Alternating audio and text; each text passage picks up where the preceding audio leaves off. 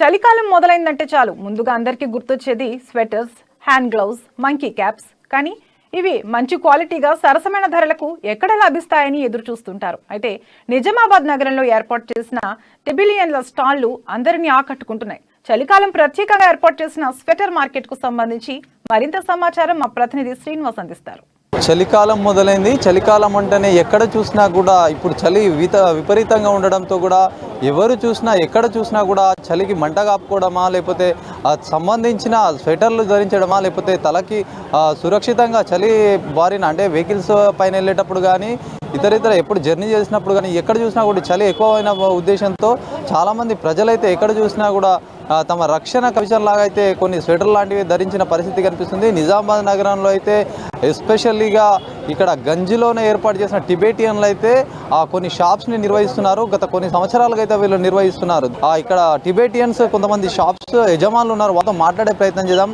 साहब बोलिए, आप नमस्कार जी, आप बोलिए कब से आप निज़ामाबाद में व्यापार कर रहे हैं? निज़ामाबाद में हम लोगों को 35 साल हो गए सर, 35 साल से आ रहे हैं। 35 साल से अभी वहाँ खलीलवाड़ी में बैठे हम 25-30 साल, बाकी के यहाँ पे LVR बोलते हैं वहाँ पे 1-2 साल बैठे, और दूसरे जगह में 1-3-4 साल बैठे उधर प्राइवेट की जगह में। अब ये साल यहाँ पे हमारे म्यूनसिपालिटी ऑफिसर फिर वो कलेक्टर साहब सब हमको यहाँ दिए, तो ये फर्स्ट टाइम यहाँ बैठे. అయితే ఇది పరిస్థితి. మొత్తానికి నిజామాబాద్ నగరంలో ఏర్పాటు చేసిన ఏదైతే షాప్స్ ఉన్నాయో ఈ టిబెట్ వాళ్ళ అయితే మంచి స్పందన అయితే వస్తుంది. మనతో పాటు ఇక్కడ కొంతమంది కస్టమర్స్ కూడా తీసుకోవడానికి వచ్చారు, మాట్లాడే ప్రయత్నం చేద్దాం. సార్ చెప్పండి, అసలు తీసుకుంటున్నారు కదా స్వెటర్స్, కానీ క్వాలిటీ ఎట్లా ఉన్నాయి అనుకుంటున్నారు సార్? క్వాలిటీ ఎట్లా ఉన్నాయి ఇక్కడ? సార్ క్వాలిటీ పరంగా అయితే పర్లేదు సార్, బాగానే ఉంది ఎప్పటి విధంగా.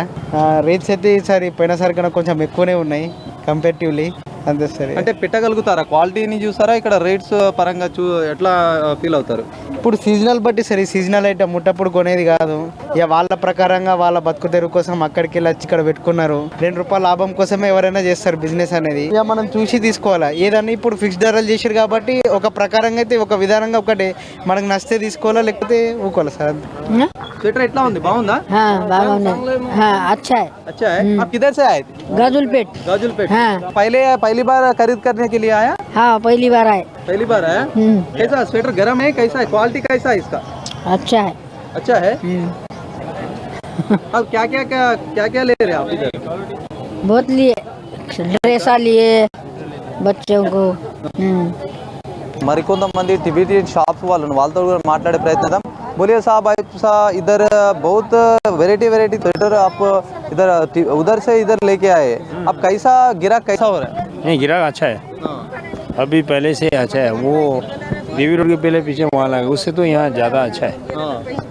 इधर पूरा कंफर्ट है। हाँ ठीक है, बराबर है। गिराक कैसा हो रहा है डेली? ऐसा गिराक अच्छा है अभी बहुत. దానికి ఏదైతే నిజామాబాద్ నగరంలోని గంజి ప్రాంతంలో ఏర్పాటు చేసిన ఈ స్వెటర్స్ అయితే డిమాండ్ భలే ఉంది అని చెప్పొచ్చు. ఎందుకంటే క్వాలిటీతో పాటు ఒకే ధర అని చెప్పేసి ఇక్కడ ప్రత్యేకంగా అది అలాంటి ఒక బోర్డులు కూడా పెట్టడంతో కూడా నగరవాసులు ఎక్కడి నుంచి వచ్చినా కూడా రేటు పరంగా అయితే బార్గెనింగ్ చేయకుండా ఒక మంచి పరిణామం అని చెప్పొచ్చు.